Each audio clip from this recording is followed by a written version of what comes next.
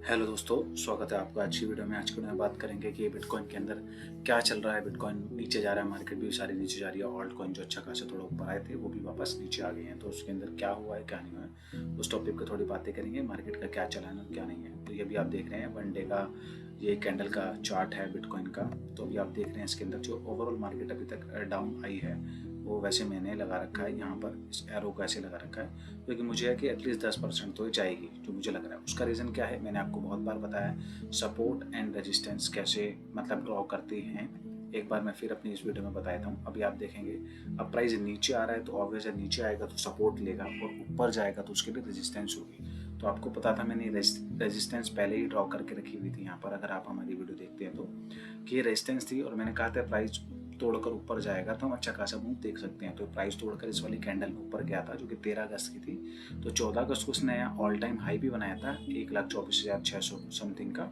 और उसके बाद क्या हुआ था, प्राइस नीचे आ गया और उसके बाद से ही क्या है प्राइस नीचे आ रहा है। तो यहाँ का तो मैंने बता दिया था कि पीपीआई का डाटा आया था, ये सब कुछ था, तो उसकी वजह से क्या था प्राइस नीचे की तरफ आ गया था। उसके बाद क्या हुआ कि जो दो कैंडल और ऐसी बनी, क्योंकि अभी आप देखेंगे ये जो है 16 और 17 तारीख की कैंडल है, ये बिल्कुल ऐसी कैंडल है कि ये बनी ही क्यों है, मतलब नाम मात्र कैंडल है ना, इसमें बॉडी नजर आ रही है ना, विक विक, और ऐसा लग रहा है चारों तरफ से विक ही है, बॉडी तो कैंडल की कोई है ही नहीं। उसके बाद प्राइस नीचे आ गया। तो ऐसा क्या हुआ, क्यों हुआ और इसके क्या कारण हैं और आगे क्या हो सकता है, वही हम इस वीडियो में बात करते हैं। तो एक्चुअली में ये जो डिप आए हैं ये आए हैं दो ट्वीट के कारण, जो कि करे एरिक ट्रम्प ने और एक करा माइकल सेलर ने।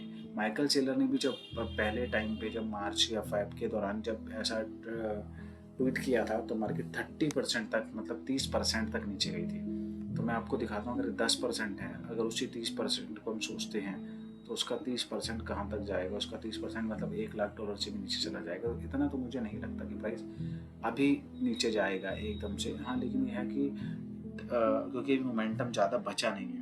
क्योंकि देखिए अगर मार्केट मैं कह रहा हूँ इस साल के एंड तक आ जाएगी, क्योंकि इस साल के एंड का सिनेरियो है 2017 वाला सिनेरियो। क्योंकि 2017 में जब बुल साइकिल आई थी, मैं आपको दिखाता हूँ, मैं खोल के रखा हुआ है चार्ट।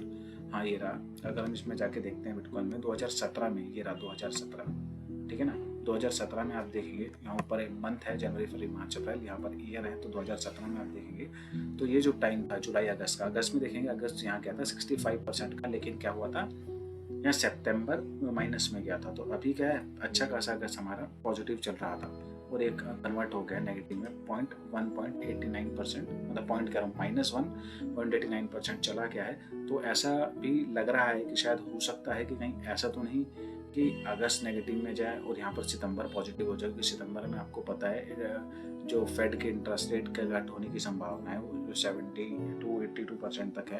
तो क्या पता उस टाइम पर हो और इस बार सितंबर ग्रीन चला जाए और अक्टूबर नवंबर दिसंबर, तो भाई जो आशा कर रहे हैं कि अभी तक जो बुल साइकिल देखने को नहीं मिले, सितंबर में मनी प्रिंटिंग का अभी जो फैसला है वो हो जाएगा। क्योंकि आपको पता है भी यूएस के अंदर मनी प्रिंटिंग होनी है, जो बिग ब्यूटीफुल बिल है वो प्रॉपर अभी प्रिंट नहीं हुआ है, मनी पैसा मार्केट में प्रिंट नहीं होकर आया है, तो वो भी आएगा सितंबर के दौरान ही होता है। उसकी भी न्यूज़ आएगी, वो भी हम आपके लिए कवर कर देंगे अपनी वीडियो के अंदर।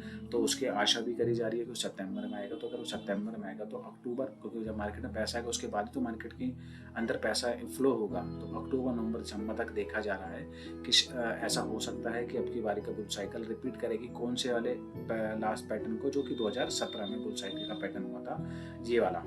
बस हल्का सा चेंजेस है, क्योंकि इस बार क्या हुआ था, देखिए हाल्विंग से पहले भी नया ऑल टाइम हाई किया था, तो थोड़े से चेंजेस तो हुए हैं ताकि, क्योंकि क्या था मार्केट देखिए इतनी आसानी से तो किसी को कमाने देगी नहीं, क्योंकि सिंपल सीधा सा था कि भैया लोगों को पैटर्न पता लग गया था कि 4 साल में हाल्विंग आएगी, इस मंथ के अंदर पैसा ऊपर जाएगा। और इसमें अब इसके अंदर वही है जो डीट हॉडलर्स है ना, जिसके अंदर पेशेंस है, ठीक है, वही लोग बैठे होंगे। नहीं तो क्या होगा, और जो लोग डरते हैं सब कुछ है वो तो अपना बेचे जा रहे हैं, तभी प्राइस इतना नीचे गिर जाता है और वेल्स उनको क्या एक्यूमुलेट करे जा रही है। वेल कैसे एक्यूमुलेट करे जा रही है मैं आपको दिखाऊंगा, क्योंकि किन किन लोगों ने बाय करे हैं उस चीज़ को भी इसमें कवर करेंगे। तो होना यही है कि अभी डराया जा रहा है, एक फोमो बनाया जा रहा है ताकि सस्ते में सामान खरीदा जा सके और महंगे में फिर बाद में उल्टा ही लोगों को बेचा जा सके। क्योंकि जब बिटकॉइन जाएगा 1.5 लाख, 1.25 लाख या 1,75,000, ऑल्ट कॉइन भी भाग रहे तब लोगों को पता है क्या लगेगा, एकदम से आएगा कि अबे यार कहाँ से कहाँ जा रहा है, देखो भाग रहा है भाग रहा है भाग रहा है। और तब लोग क्या करेंगे, उसके अंदर अपना पैसा एंटर करेंगे, नया मतलब उसको बाय करना चालू करेंगे। और वो टाइम होगा जब क्या होगा, फेल अपना बैग खाली करेगी, क्योंकि वो महंगा सामान उन जो नए बायर्स आएंगे उन्हें देगी और निकल लेंगे मार्केट से बाहर। तो ये सिनेरियो होता है ट्रेडिंग के चलने का। तो अभी हम बात करते हैं चार्ट पे, तो दोबारा चार्ट पे हम चलते हैं। चार्ट पे हम देखेंगे तो ये सिनेरियो है। वैसे अगर देखा जाए ये रेजिस्टेंस, ये सपोर्ट हो गया, जो ये लाइन है। अब सपोर्ट मैं आपको दोबारा बताता हूँ कैसे ड्रॉ करते हैं। जब मल्टीपल लेवल्स होते हैं, जैसे आपने पिछली बार देखा यहाँ यहाँ यहाँ, एक मल्टीपल लेवल्स है, या इसको यहाँ ना रखें। देखिए ऊपर नीचे से कैंडल जा रही है ऊपर, ये यहाँ पर ऊपर से नीचे आ रही है यहाँ पर, तो हम एक आइडल सपोर्ट मान लेते हैं इस जगह को। हो सकता है कुछ पॉइंट 100-200 पॉइंट ऊपर नीचे भी हो सकती है, उसमें कोई बड़ी बात नहीं, क्योंकि आपने बहुत बार देखा है कि जैसे हम सपोर्ट यहाँ ड्रॉ करते हैं तो क्या विक नीचे तक चली जाती है। कैंडल थोड़ा सा डराने के लिए, लोगों को लिक्विडेट करने के लिए, क्योंकि जो लोग फ्यूचर ट्रेडिंग करते हैं उनको लिक्विडेट करने के लिए कैंडल थोड़ा सा और नीचे बन जाती है, उसमें कोई बड़ी बात नहीं है। क्योंकि बहुत बार होता है, देखिए यहाँ पर देखिए हल्की सी विक बनी ऊपर, हल्की सी विक बनी फिर ऊपर, यहाँ तक विक यहाँ आई, देखिए यहाँ पर होने के बाद प्राइस बावजूद यहाँ तक विक बनाने आया, लिक्विडेट करने, उसके बाद प्राइस ऊपर चला गया। तो ये विक और थोड़ा बॉडी अप डाउन होती रहती है, उसमें कोई बड़ी बात नहीं है। तो ये हमने सपोर्ट बनाया है, इस सपोर्ट तक प्राइस आने के चांसेस जो कि मान लेते हैं हम 1,12,000, और हम वही अगर $500 का हेर फेर ले लें 500,000 का, तो 1,11,000, क्योंकि अगर इसके नीचे प्राइस टूट के जाएगा तो उसके बाद मैंने आपको क्या बताया है, अगली सपोर्ट कहूँगी, या तो हम ड्रॉ करते हैं या फिर हम देखते हैं मूविंग एवरेज। तो हम ड्रॉ करते हैं, अगर हम ड्रॉ करेंगे तो अगर हम, ये तो फिबोनाची की लाइन है, तो ब्लू लाइन, इसको भी आप भूल जाइए। अगर हम ड्रॉ करते हैं अगली सपोर्ट, तो एटलीस्ट कहीं ना कहीं ये जो लाइनें सारी मिलेगी। जैसे फॉर एग्जांपल है ये वाली जगह, ये इन सबको ज्वाइन करते हुए एक लाइन बनाएंगे हम यहाँ पर ऐसे, और तकरीबन आप देखेंगे ये जगह कहाँ आ रही है, हमारे EMA पे। और मैंने आपको क्या बताया था, EMA पे मूविंग एवरेज पर आ रही है। मूविंग एवरेज या EMA जो भी होती है, अगर उससे प्राइस ऊपर होगा और फिर प्राइस नीचे की तरफ आ रहा होगा, अभी प्राइस देखिए इस मूविंग एवरेज से ऊपर है, लेकिन अगर प्राइस नीचे की ओर आ रहा है तो ये सपोर्ट का काम करेगी। लेकिन हम नहीं चाहते कि प्राइस इतना नीचे जाए, क्योंकि प्राइस ऑलरेडी मेरे हिसाब से मान के चलिए आप, ये कितना गया था, हमारा गया था 24,500, तो $4,500 ये, और ये जो लास्ट इसका गया है वो है 11, मतलब आप मान के चलिए $13,000 तक तो वैसे ही डाउन ट्रेंड में मार्केट आ चुकी है, जो कि अगर आप लगभग लगाओगे तो अच्छी खासी 8% से भी ज़्यादा नीचे मार्केट आ चुकी है। अगर यहाँ तक हम देखें तो 9.5% मार्केट नीचे ऑलरेडी आ चुकी है। तो अब मोमेंटम तो चाहेंगे यही कि यहाँ से ऊपर चला जाए। क्यों? क्योंकि ये भी एक सिनेरियो होता है कि बहुत सारे लोगों ने एक्चुअली में ना सपोर्ट पे ऑर्डर लगाए होते हैं कि क्या होगा कि प्राइस यहाँ आएगा, यहाँ से मेरा ऑर्डर चल जाएगा, प्राइस यहाँ से ऊपर। तो बहुत बार क्या होता है, प्राइस धोखा दे देता है, यहाँ आता है और यहीं से ऊपर चला जाता है। ऐसा ही मुझे लग रहा है कि प्राइस नहीं आएगा नीचे, यहीं से ऊपर चला जाएगा। और बाकी हो सकता है भैया कि मैं भी रॉन्ग हो जाऊँ, क्योंकि मैं बहुत बड़ा ऐसा कोई भविष्य करता तो हूँ नहीं कि मैं भविष्य बता सकता हूँ कि क्या होगा क्या नहीं होगा। लेकिन जो ट्रेडिंग के थोड़ा पैटर्न हम जब देखते हैं मार्केट के अंदर, हर टाइम नहीं होता कि 100 में से 100 आप हमेशा ही ठीक होंगे। तो लेकिन मुझे ऐसा लग रहा है कि प्राइस मोमेंटम अब यहाँ से ही ऊपर चला जाएगा, कुतू कर जाएगा, क्योंकि काफ़ी कैंडल काफ़ी दिनों से नीचे नीचे नीचे नीचे नीचे आ रही है, और सपोर्ट का टाइम आ गया। यहाँ पर एक्चुअली में क्या है, यहाँ पर है बायर्स। अगर आप ध्यान से देखेंगे, इसी सपोर्ट से यहाँ से बाइंग आई थी बहुत कैडी, और फिर जब प्राइस नीचे लाने की कोशिश करी गई थी तो यहीं से फिर दोबारा से बायर्स आए थे, बायर्स एक्टिवेट हुए तो यहाँ से प्राइस को दोबारा ऊपर लेकर गए थे। तो अब की बार मोमेंटम क्या है, मोमेंटम यही है कि अगर प्राइस यहाँ आ रहा है तो बायर्स यहाँ से फुल सपोर्ट दिखाएंगे और प्राइस ऊपर जाएगा, क्योंकि अगर बेयर्स इन पे हावी हो गए तो फिर प्राइस नीचे की तरफ चला जाएगा। और उसमें मुझे कुछ ऐसा इतना मेजर लग भी नहीं रहा है, लेकिन इसमें कोई बड़ी बात नहीं भी है। क्यों? क्योंकि ये वाला जो चैनल आप देख रहे हैं, वाइट वाला चैनल, अभी तक अमाउंट कहाँ था, इस ब्लू वाले चैनल में चल रहा था, अपर डायरेक्शन में चल रहा था। लेकिन क्या हुआ, इसने डायरेक्शन तोड़ के नीचे आ गया, तो वापस से इसके वाइट वाली चैनल के नीचे आ चुका है। तो यहाँ से मोमेंटम तो देखना यही है कि भैया यहाँ से नीचे नहीं जाना चाहिए। लेकिन भैया ट्रेडिंग है, ट्रेडिंग में कुछ भी हो सकता है। मेरा मानना है यहाँ से शायद अब रिकवरी करेगा, प्राइस ऊपर की तरफ जाना चाहिए। ठीक है, तो ये तो था चार्ट का पूरा कंक्लूजन। अब बात कर लेते हैं मार्केट तो बुलिश है, क्योंकि मार्केट जाने ऊपर ही है, क्योंकि अभी तक बुल साइकिल प्रॉपर आया नहीं है, ऑल्ट सीजन नहीं आया। जब तक वो ऑल्ट सीजन कुछ नहीं आएगा तो तब तक हमारा क्या है, बियर साइकिल नहीं चालू होगा, ये आप मान के चलिए। और जो फ्यूचर ट्रेड करते हैं वो अपने स्टॉप लॉस का जरूर ध्यान रखें, सपोर्ट एंड रेजिस्टेंस का जरूर ध्यान रखा करें, क्योंकि वो ऐसे लिक्विडेट होने से बचाते हैं। ठीक है, तो अब थोड़ा न्यूज़ के बारे में बात कर लेते हैं। न्यूज़ ये है कि मेटा प्लैनेट ने 775 BTC बाय करे हैं। ठीक है, ये डायरेक्शन देती है चीज़ें, क्या डायरेक्शन देती है कि भैया मार्केट में बुलिश है, क्योंकि क्या है, बड़ी बड़ी कंपनियां फिर बाय नहीं करेगी, बड़ी बड़ी कंपनियां सेल करेगी। यानी न्यूज़ में क्या आया करेगा कि सेलिंग हो रही है, इस कंपनी ने इतने बेच दिए, इस कंपनी ने इतने बेच दिए, ना कि ये आएगा कि इस कंपनी ने इतने बाय कर लिए। ठीक है ना, तो मोमेंटम को आप समझिए।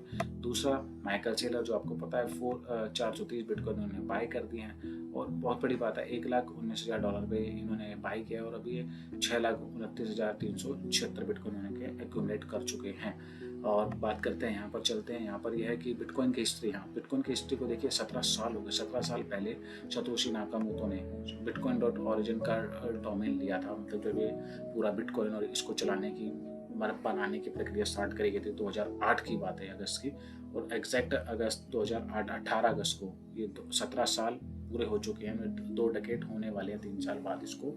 तो ये बहुत बड़ी बात है, और दुनिया सोचती है कि बिटकॉइन अभी मार्केट से उड़नछू हो जाएगा। 17 साल पुरानी चीज़ एकदम से मार्केट से नहीं भाग सकती, जब तक कि कोई बहुत बड़ी बैन वैन ना लग जाए तब तक। और ये देखेंगे आप, इथेरियम में मैंने आपको बताया था मनी फ्लो कैसे होता है, बिटकॉइन से इथेरियम में जाता है, फिर ऑल्ट कॉइन में जाता है, और फिर उसके बाद जो बचे कुछ कॉइन होते हैं, फिर पैसा वहाँ जाता है।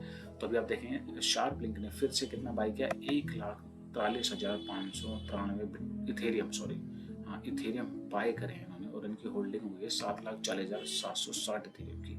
तो इथेरियम में भी पैसा आ रहा है, तो मोमेंटम आप समझ सकते हैं, बुलिश मोमेंटम है। और मैं आपको बता दूं, इस हफ्ते थोड़ी इंपॉर्टेंट वीक है, जो आज 20 अगस्त ही है। अभी सीपीआई इन्फ्लेशन यूके का डाटा सुबह 11:30 बजे आया, और यूरोपियन यूनियन का भी डाटा, सीपीआई का इन्फ्लेशन का डाटा आना है 2:30 बजे। तो ये है, और 22 अगस्त को जो फेड चेयर है पावल, उनकी स्पीच है, तो उस दिन को भी देखा जाएगा। क्योंकि भैया ये है तो इसी वीक के अंदर, फ्राइडे है, सैटरडे संडे तो वैसी मार्केट मतलब छुट्टी पर होती है ना। तो ये हफ्ता पूरा हमारा क्या है, थोड़ा सा ऐसी है, इवेंट्स हैं, इंपॉर्टेंट इवेंट्स हैं, तो इस पर नज़र रखना भी ज़रूरी है, क्योंकि ये भी बड़ा प्राइस के अप एंड डाउन को होने में बड़ा सपोर्ट करते हैं अभी। क्योंकि यही जो न्यूज़ आती है ना, इन्फ्लेशन का डाटा वीक आ गया है ना, तो मार्केट ऊपर भाग जाएगी। अगर स्ट्रॉन्ग आ गया कि इन्फ्लेशन बढ़ने के चांसेस हैं, तो प्राइस नीचे आ जाएगा। तो ये इस डाटा से बहुत इम्पैक्ट पड़ता है। जो पिछले कैंडल का इम्पैक्ट पड़ा था, वो भी पीपीआई के डाटा से पड़ा था, जो ये वाली थी अपनी 14 अगस्त वाली। नहीं तो अच्छा खासा ऑल टाइम हाई लगा था 1,24,000 का। ये भी खाली पीपीआई डाटा आने से क्या होता, इतनी बड़ी रेड कैंडल एकदम से कन्वर्ट हो गई थी, ऑल टाइम हाई से नीचे लो प्राइस पर आ गई थी। तो यही चीज़ें हैं, जो डाटा है, बड़े बड़े लोगों की जो स्टेटमेंट्स हैं, ठीक है ना, बाय द डिप, ये वेल्स ना इंडिकेशन देती है ट्वीट कर करके कि बाय द डिप। फिर क्या है कि भैया अब मार्केट नीचे जाने वाली है, आप डिप बाय कर लेना, ठीक है। ये आपको दिखाते, पता है क्या, ये आपको दिखाते ये है कि डिप आने वाला है, आप बाय कर लो, आपके लिए अच्छा है। लेकिन ये इसका अगर दूसरा पहलू आप देखेंगे ना, ये बेच रहे हैं, यानी अभी हाई प्राइस पर ये बेच रहे हैं, ये बेचेंगे तो मार्केट ऑब्वियस नीचे जाएगी, लेकिन आप लोग भी बाय कर लो। ये तो बाय करेंगे क्योंकि भैया कहीं ना कहीं चाहिए तो ना, लोग तो चाहिए ना जिनसे खरीदवा सकें, फिर प्राइस वापस ऊपर ला सकें और फिर बेच सकें उन्हीं लोगों के ऊपर। तो कहीं ना कहीं बाई सेल का गेम तो खेलना ही है ना। तो बड़े बड़े लोग और पैसे वाले लोग, जिनके पास बहुत पैसा है, जो मैनिपुलेट मार्केट को अच्छे से कर सकते हैं। एरिक ट्रम्प तो आप जानते हैं भैया, डोनाल्ड ट्रम्प का बेटा है, तो बहुत बड़ी बात है। आप माइकल सेलर को जानते हैं, इतने ज़्यादा मतलब बिटकॉइन होल्डिंग करती है उनकी कंपनी, ठीक है ना। तो ऐसे लोगों के भैया ट्वीट पे इम्पैक्ट तो पड़ता ही है, क्योंकि बड़े बड़े बिजनेसमैन भैया एक दूसरे को सपोर्ट तो करते हैं, क्योंकि भैया बिजनेस पैसे से ही चलता है, तो वो एक दूसरे को फुल ऑन सपोर्ट करते हैं चीज़ों के ऊपर। जाते जाते थोड़ा सा न्यूज़ और कवर कर लेते हैं, छोटी छोटी न्यूज़ जो रखी हुई है। आरबीआई ने अप्रूव करा है IBDC, क्योंकि इंडियन बैंक डेवलपमेंट कुछ सिस्टम, इसके ऐसे फुल फॉर्म है।